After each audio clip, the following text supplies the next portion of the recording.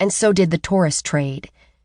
Families in minivans trekked across the country to gape at Palo Duro Canyon, hike its trails, and camp in its depths. But for me, Canyon, Texas, represented a million childhood memories, all of which melded together into a comfortable poultice and made me feel as though an enormous Band-Aid had been wrapped around me like a shawl. "Cecily, you job hunting today?" My dad stood in the kitchen of our family cabin, in his park ranger uniform, holding a coffee pot a foot above the table, and peering at me with a perplexed expression, as though he couldn't believe I was truly sitting in his cabin, eating bacon and eggs. "Sure am." I held my mug out toward him. "You know if anybody's hiring?" Dad was only 49, but since my departure after high school graduation, smile lines had appeared around his mouth.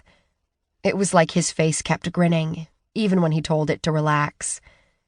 He lowered the coffee pot to the table. "Seems like I saw a sign in the window at the pool hall, but I reckon that wouldn't suit." He chuckled. "Olivia might have a position down at the visitor center, though. I'll ask her about it." Minimum wage at the state park would barely cover my car payment, much less rent for my own place.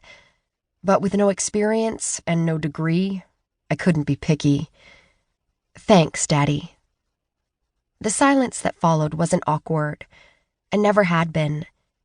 My dad and I had only seen each other a handful of times in the last 10 years, but he still seemed as familiar to me as the day I left.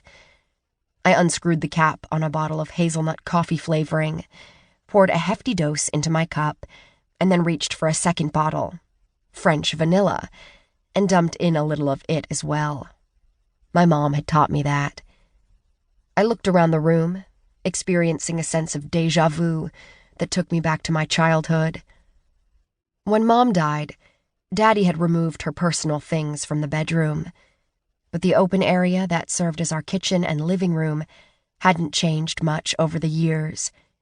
It almost seemed as if Mom might walk in and sit between us, like old times, passing dishes back and forth and chattering up a storm, laughing, and always telling me I was pretty. "So," Daddy dipped his knife into the butter and scratched the stainless steel across a piece of toast.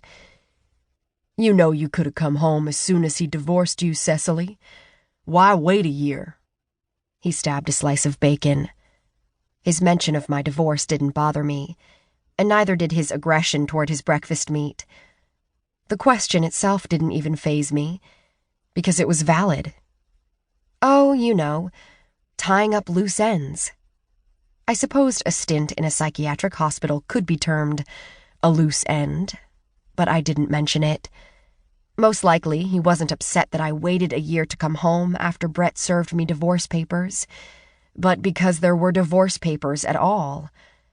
If I knew my dad, he was thinking that if I had come home earlier, he might have been able to help me. He might have saved his little girl some pain. He might have talked Brett out of it. That was the real reason I'd waited. I smiled weakly, then shoved a bite of scrambled eggs into my mouth with a chunk of bacon. "Cess?" His chin jutted forward. "He didn't hurt you, did he?" "No, Daddy." "Then," the tines of his fork made 2 circles above his coffee cup, "he was unfaithful." So many questions. Brett just said he didn't love me anymore, and he wanted out. The word love seemed to make my dad flinch. "And what Brett wants, Brett gets." It went without saying that I was no longer what Brett wanted. I cut a bite of eggs with the side of my fork, picked at it, then mashed it flat. After a few more jabs, it resembled yellow sand. My self-esteem wouldn't allow me to explain my jigsaw puzzle past, or my sinking fear that the lid of the puzzle box, with the picture on top, had been tossed in the garbage. There was no way to convey the depth of my loneliness over the past year, or how crazy I'd felt while I was in recovery, or the emptiness that still consumed me. He cleared his throat. "I bumped into..."